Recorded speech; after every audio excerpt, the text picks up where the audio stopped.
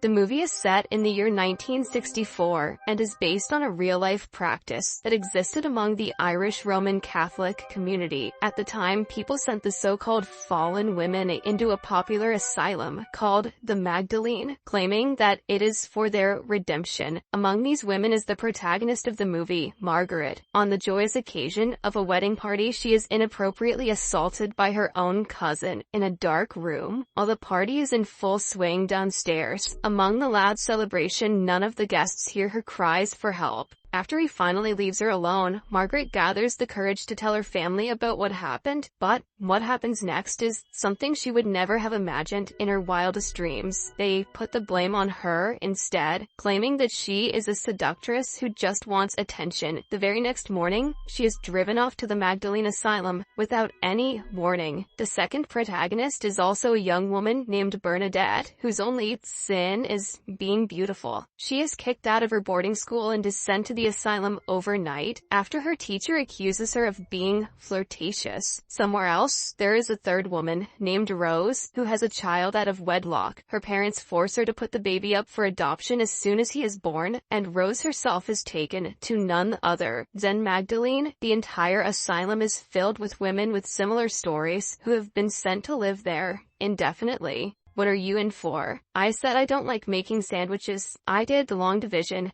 and murdered my husband. On the first day, the three women are introduced to Crispina. She is a little slow and shows signs of mental disability, but is rather friendly. She excitedly whispers to Rose about her son, who comes along with Crispina's sister to the asylum's gate sometimes. Because she is not allowed to talk to them, she only waves at them happily every time, while clutching her pendant. As it turns out, the main task assigned to the women here is doing the laundry, which the asylum does business in. It is a laborious task without the help of washing machines, and it takes a toll on the women's bodies. It is especially difficult for Rose, who was given birth barely days ago. But the regime in Magdalene is unforgiving, and she must follow every rule that is set without expecting any special treatment. The women start adapting to their new way of life, accepting their fate for being born female. Then, one morning, when a nun comes into the women's shared room to wake them up, she finds that a girl has gone missing. This incident causes the place to change from how it usually operates, as the nuns are kept busy in search of the missing girl. Margaret wants to take this opportunity to escape home, but the same night she plans her escape, the missing girl is dragged into the shared room by her father. She had run back home, but her family did not want anything to do with her. Her father also does not care about her pleas nor her cries, and instead threatens to cripple her if she tries to run away again. Assuming this is exactly how she would be treated if she went back, Margaret dismisses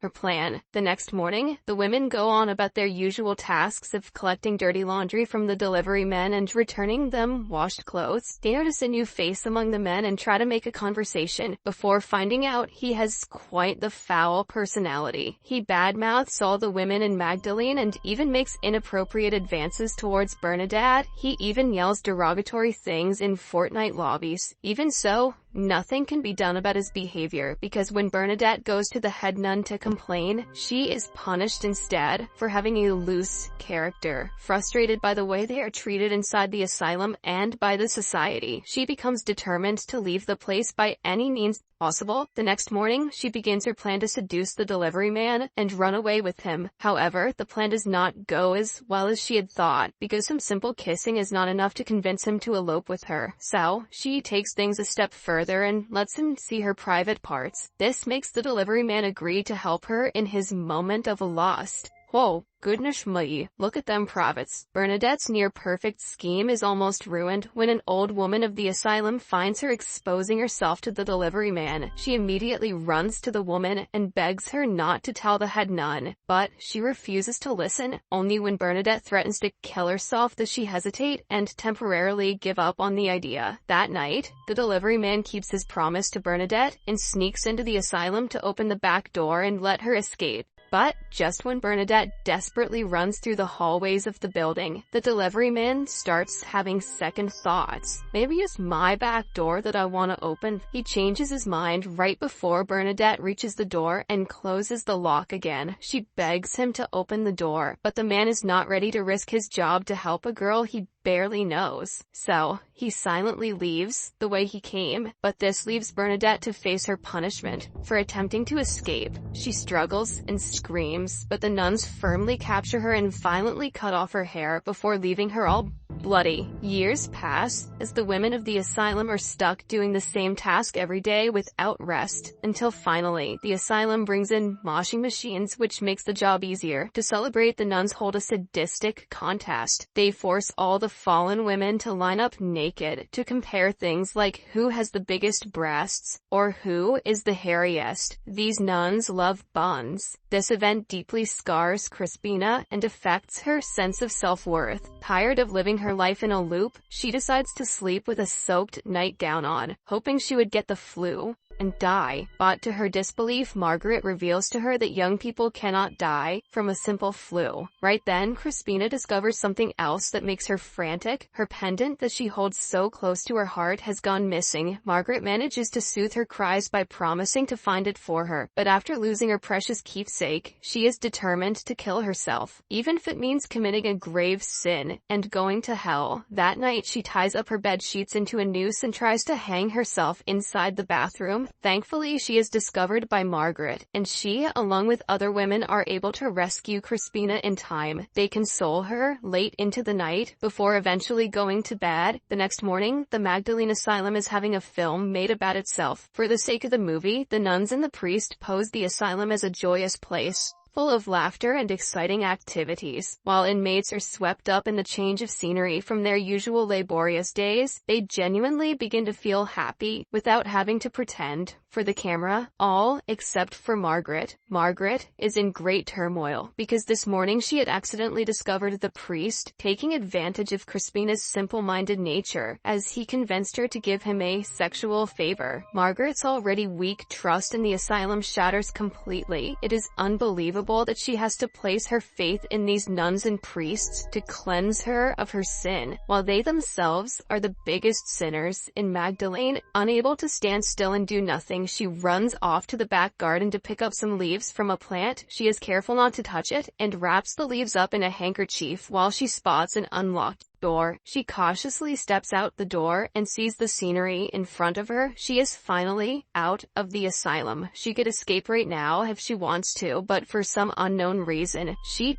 doesn't. Margaret even lets go of the car that was ready to give her a lift and goes back inside with a newfound resolve. That night after dinner, she heads to the communal sleeping room before the rest of the women and turns the entire place upside down to search for Crispina's pendant. When she finds it, hidden among Bernadette's belongings, she goes mad with rage. She attacks Bernadette as soon as she enters the room and starts shouting curses at her. But Crispina, who is the victim of her theft, is just happy to get her pendant back. Next morning, Margaret is the one who is put in charge of the priest's laundry. She dutifully puts his dirty clothes inside the washing machine, but then sneakily dumps in the leaves that she had collected the other day. A few days later, it is some sort of a festival. The inmates are dressed up in good clothes and are let out of the asylum to parade around the town. They are herded along by the nuns while the priests lead the parade. The sound of bagpipes is loud and sharp as the onlookers eye the inmates, as if they are some fascinating creatures. The procession comes to a stop at a wide field. All the people belonging to Magdalene and the common people gather together to listen to the priest as he recites Bible verses. While the priest is giving his speech, Margaret cannot keep her smile contained because her plan is bearing fruit right before her eyes. The priest soon grows uncomfortable in his clothes as the itchiness in his body slowly grows before becoming unbearable. He shouts and screams as he frantically rips off all the layers of his clothes one after another until he is completely naked. In front of the large gathering of people, he runs off to the fields, being unable to withstand the violent red rashes that have spread all around his body. But it's too late. The township has already seen his micro-penis. But right then, Crispina also begins to feel itchiness on her inner thighs. Foolishly, she tries to ask the nuns for help.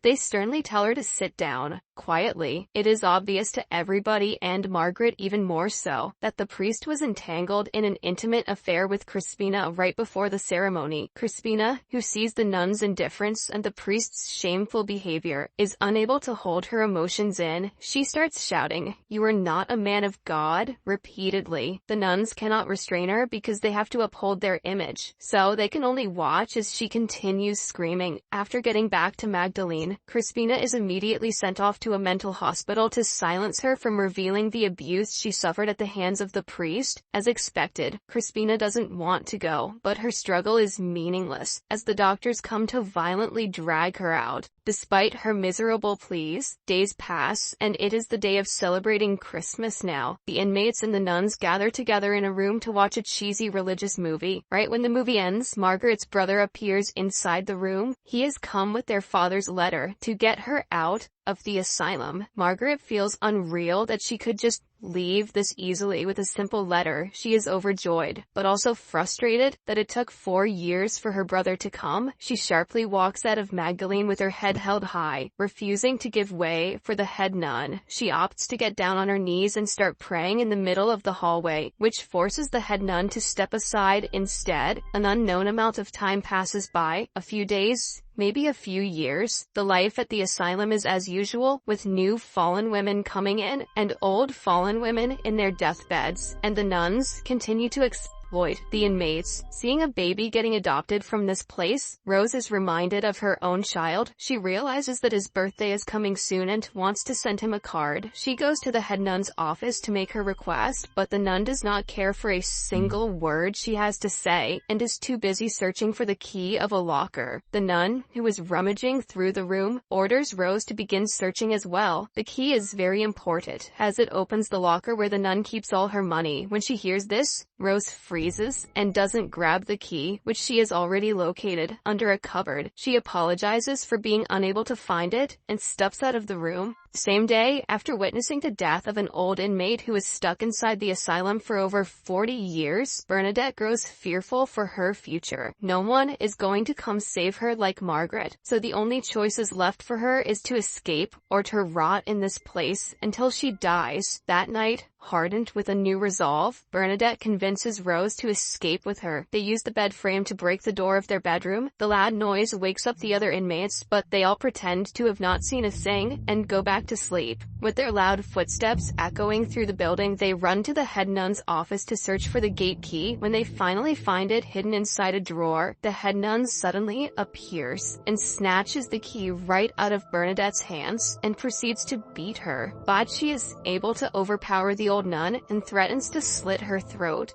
with scissors. Even at a disadvantage, the head nun stubbornly refuses to break her hold of the key, and the two women struggle back and forth. The deadlock is broken by Rose, who hands over the key of the money locker in exchange for the key of the gate. The head nun, whose greed for money is well known, lets go of the gate key. At last, the two of them finally manage to escape the asylum, while fending off other nuns who come to block their way. They run through the fields and jump over wooden gates without stopping or looking back, until they finally reach town. There, they approach a female hairstylist to ask for help, and she kindly gives them new clothes and some money. With her help, Rose gets on a bus to Liverpool, where she wishes to start a new life, while Bernadette remains there to work as an apprentice hairstylist at the salon. The movie ends there, as they tell us what happened to the women. After leaving Magdalene, Bernadette eventually moved to Scotland to open her own salon and got married and divorced 3 times. Rose also got married and had 2 daughters, but she only managed to find her son 33 years after he was taken from her. Margaret never married and became a primary school teacher and eventually an assistant headmistress. Crispina,